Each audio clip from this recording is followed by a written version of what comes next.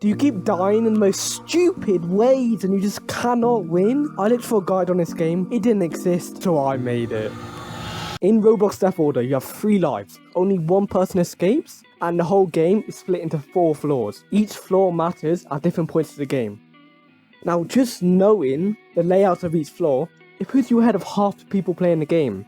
The whole premise of the game is to follow what Simon says. It seems simple, but this is a thing that kills most people for no reason. All you have to do is read the first 2 words of any event, and if they don't say Simon says, just don't do anything. But you'd be surprised how many people hear the guy say it, and they do it, and they die. So just by reading the first 2 words, you're gonna stop losing lives, stupid things. There are many events in the game, but one of the most common ones is where you have to sit down or find a seat. Now, most people, they go over to these big tables and they fight, they push people, and they risk just dying into a stupid thing where they're not sitting down. But here's the thing I found. What you can literally do is go in any cell and sit on a toilet and you survive. There's no crowd, there's no risk of you being pushed off and dying. And you can just watch everyone else fight over the small tables and you're just sitting down, easily passing the event. After the starting stages, you may see an event pop up which is saying go to the cafeteria. Now you may think this is optional, okay, it doesn't kill you if you don't do it, but not doing it makes you have a massive disadvantage in the late game. What you gotta do is just go up to the top floor, run to Kevin, the guy with the bag over his head, and then order both the cheeseburger and the coffee. The cheeseburger heals you for about half your health. You can eat the cheeseburger 5 times and then it runs out. And then the coffee, this is the most important item in the game. The coffee, every time you drink it, gives you 25 stamina. Now this means you could run for a minute straight without running out of stamina if you keep drinking it. This is a massive advantage which I don't see anyone talking about. Now you should have a coffee and some burgers at this point because this next event is the one that kills more people than any other event in the game. Hide and seek. What you need to do is obviously hide from the seeker for 30 seconds. Now if the seeker touches you, you instantly die, which is not what you want. You want to survive. There are multiple hiding spots which I recommend going to. First, in the basement, you hide behind these vending machines. Second, in each cell, you hide behind the door like this so the seeker can't see you. And then another spot is to go up to the cafeteria and crouch behind the tables so that the seeker can't see you as obviously as this. Now obviously, you know, I have a cone on my head, so it makes them see me anywhere. But if you don't have a cone on my head, if you're not an idiot like me, just hide behind the tables and you're good. If you know these hiding spots, most of the time, you're going to survive hide and seek easily. But if you don't, the seeker's going to get you. Now, if you're the seeker and you know these hiding spots, all you need to do is kill one person. So I suggest going down to the basement first, because that's where most of the people hide. And if there's no one there, you just check each cell and see if anyone's hiding behind the door. And that should be it. That's pretty simple.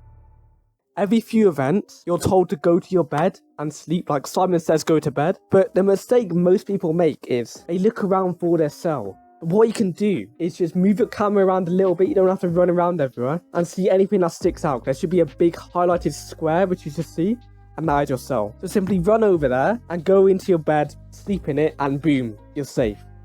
In the mid game, you're told to go to the basement. And when you're in the basement, 2 events appear basically all the time. Either an obby or musical chairs.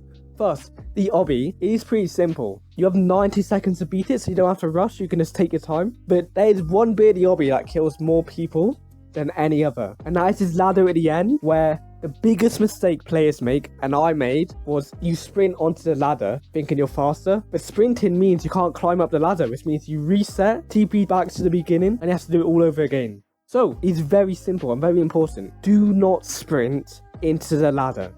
Just jump normally and hold forward.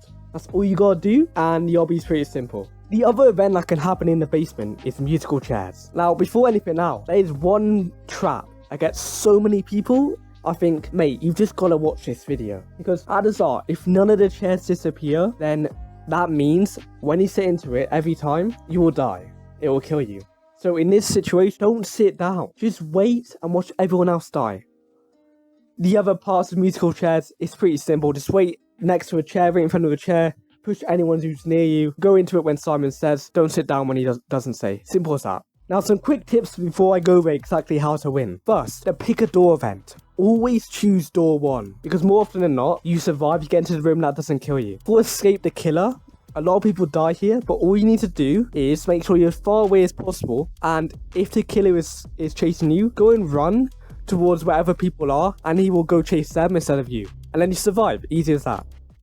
You've now made it to the final 2. You and just one other guy. This is the final thing in your way to you being able to win the whole game. In this section, you're told to stand inside the circle in the middle of the first floor. But instead of having to panic and go to it within the 8 seconds, just stand outside the circle. And as soon as they say it, just walk into it. But make sure you're nowhere near the other person because they're going to try and push you out. And there's no point getting pushed out and dying here. Instead, you just wait these 7 seconds. Then when it says you need to fight to the death, what you need to do here, you don't stay in the middle. You don't stay near this guy. Go up these stairs and you wait right next to the cafeteria stairs for 30 seconds until you get a gun. You're in the final stage here. Do not mess it up.